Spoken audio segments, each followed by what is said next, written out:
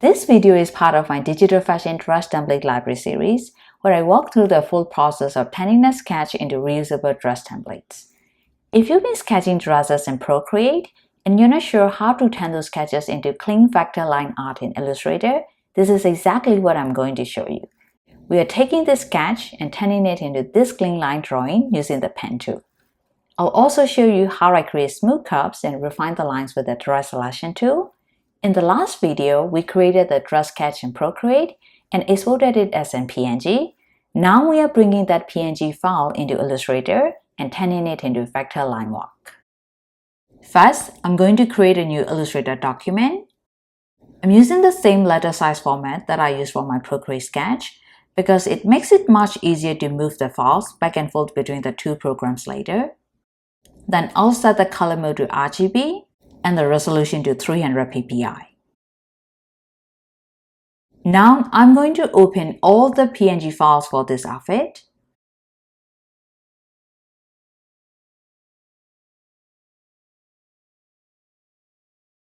This one is the back of the outfit. This one is a fashion figure. If you want to use the exact fashion figure template I'm using here, check the link in the description below. And this one is the front of the outfit. I'm going to start with the front of the dress. I'll use the selection tool and select the image, right-click, and copy it. Then I'll go back to my main Illustrator document and paste it onto the canvas.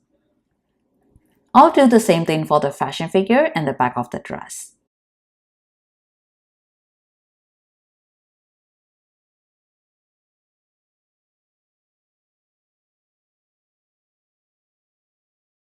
Now that all three images are in the document, I'll rearrange the layers so the fashion figure sits between the front and back dress layers.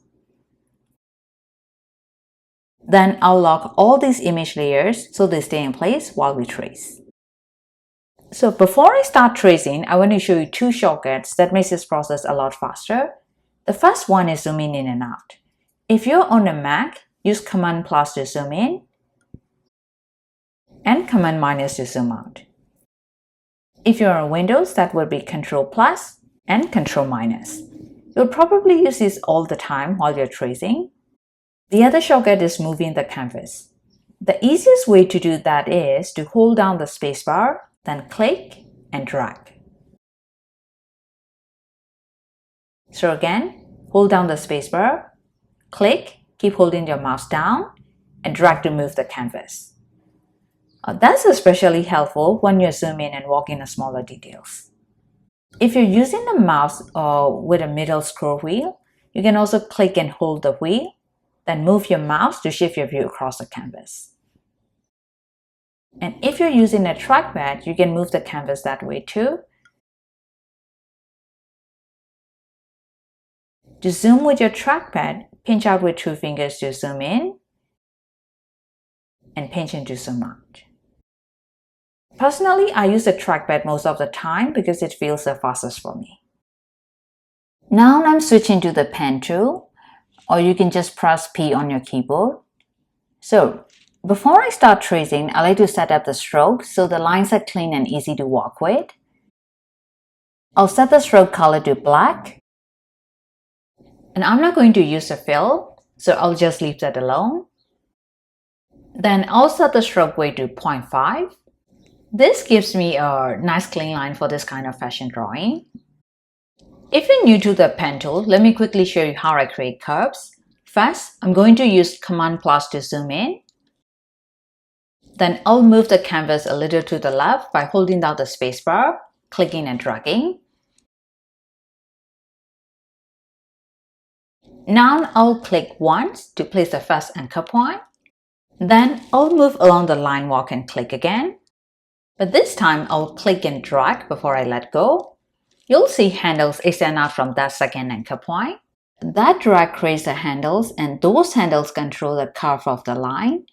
From there, I just keep placing anchor points along the sketch and dragging a little wherever I need to match the shape.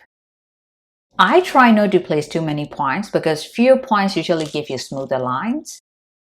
When I finish to the end of a line, I'll hit Escape to finish the part. Now I'm ready to start tracing the bodice. I'll start with the neckline and work my way around the shape using small curved segments.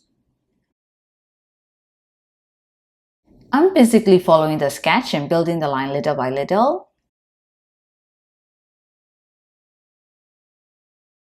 If I want to stop the path, I'll just press Escape to end it. Then I'll lock it so I don't accidentally click on it again while I'm working on the next one. So I'll keep going and trace the rest of the bodice one line at a time.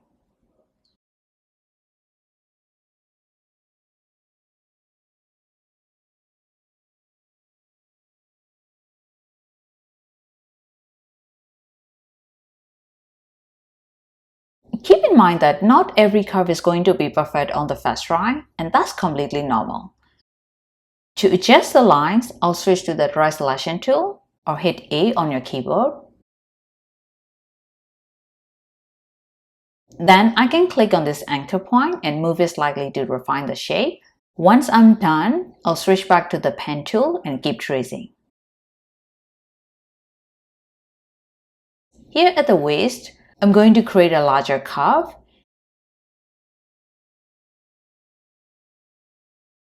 If it doesn't look quite right at first, that's okay. I'll leave it for a moment, then come back and refine it with the Dry Selection tool.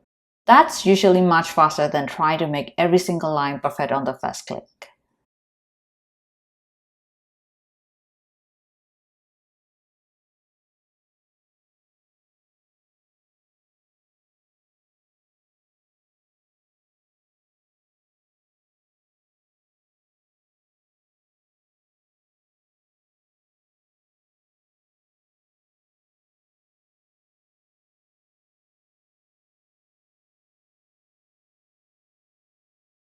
Now I'm switching back to the Dry Selection tool to adjust the waist curve. First, I'll click on the line, then use the handles to refine the shape. With the Dry Selection tool, you can move the anchor points and adjust the handles until the line matches the sketch more closely.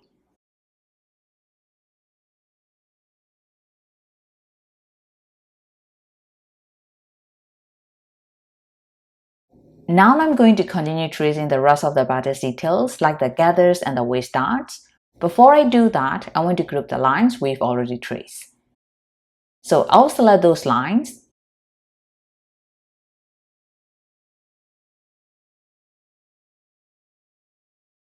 right-click, and choose Group. Then I'll lock that group so I don't accidentally select it while I'm working on the smaller details. That keeps the line work a lot more organized. Now I'll move on to the gathers and the waist darts.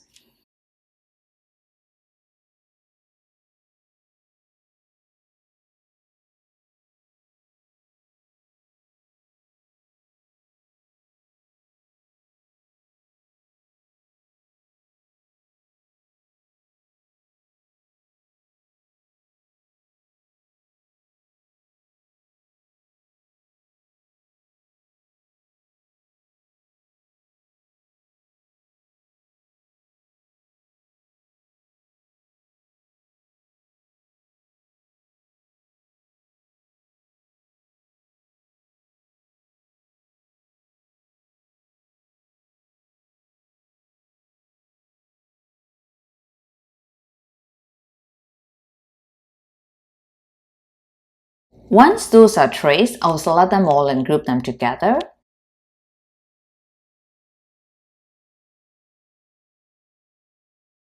I like to organize each outfit piece into two separate groups. One group is for the main outline and the other is for details like gathers, creases, and dots where I want to add taper ends.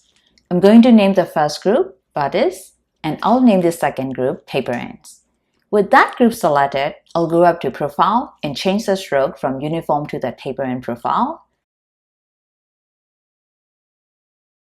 If I hide the original image layers for a second, you can see the taper line sitting inside the outline very clearly.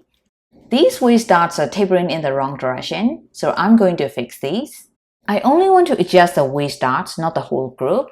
I'll switch to the Dry Selection tool, select the individual dart lines, and reverse the direction by clicking on this icon so the taper end faces the correct way.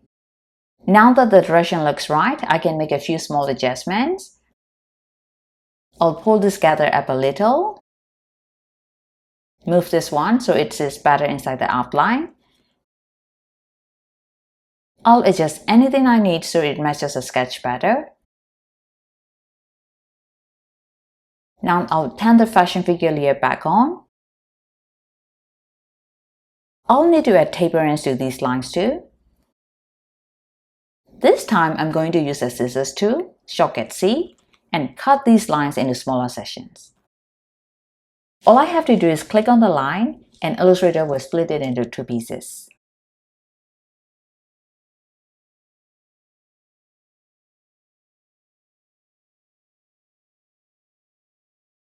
Now I want to select just those cut sections, so I'll switch back to the dress selection tool.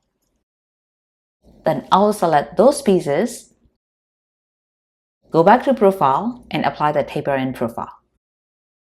Now I've got a few more taper lines, but they're still sitting inside the outline group, and I want them inside the taperings group instead. So I'll unlock the original taperings group, keep those new taper lines selected, and group them temporarily.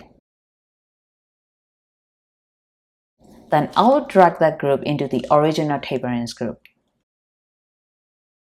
After that, I'll right-click and choose End Group. So everything stays clean and organized inside that folder. At this point, the bodice is organized into two groups, the outline group and the taperings group. Next, I'll place both of them into one main group and name it bodice. And that's it. That's the basic structure I use to keep each outfit piece organized while I'm tracing. Finally, I'll save the file.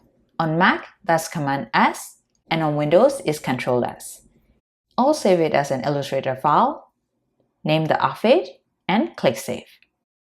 So now we have clean vector line work for the bodice, and the details are grouped in a simple way that makes them easier to work with.